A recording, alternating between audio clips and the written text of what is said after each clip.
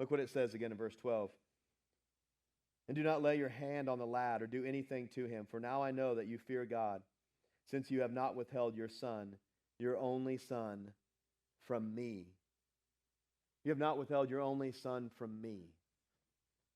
Those words "from me" at the end of that verse are important words. Remember, whenever God called Abraham to make this sacrifice of Isaac, it wasn't just some random sacrifice. It wasn't just go out and do this random thing, right? This sacrifice, Abraham understood it to be to God.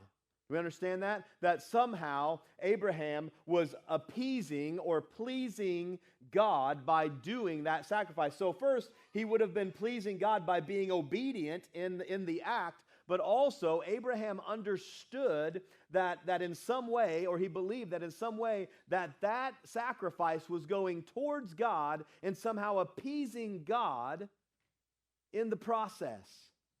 And so it's important for us to understand that whenever God gave Jesus up, his sacrifice was to himself.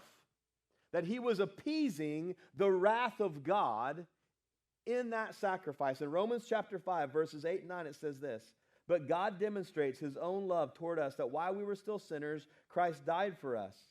Much more then, having been justified by his blood, we shall be saved from wrath through him." We shall be saved from wrath through him.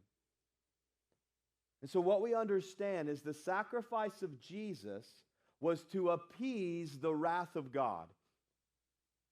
When we talk about, and I know, again, this may seem simple, but it's important for us to understand these things. When we talk about people who will die in their sins and spend eternity separated from God, that is not the wrath of man on them. That is not the wrath of Satan on them. Do you understand that? They are in the grips of Satan because they're wrapped in their sin and they haven't repented of that. But that is not Satan saying, "Oh, I finally got him." I don't know if that's how Satan talks, by the way. Probably is not. But it's not that. We need to understand that when people spend an eternity separated from God, they are experiencing the wrath of God. And so when Jesus comes, when Jesus is sent, God, this is a beautiful picture. God is in defiance against sin, willing to punish sin, separating people from himself because of sin. And God is the one who sends the substitute. God is the one who sends the sacrifice to appease himself.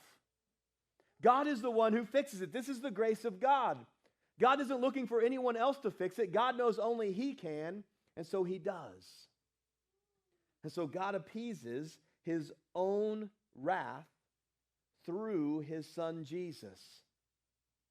That's why that wrath is so severe, because it is the wrath of God.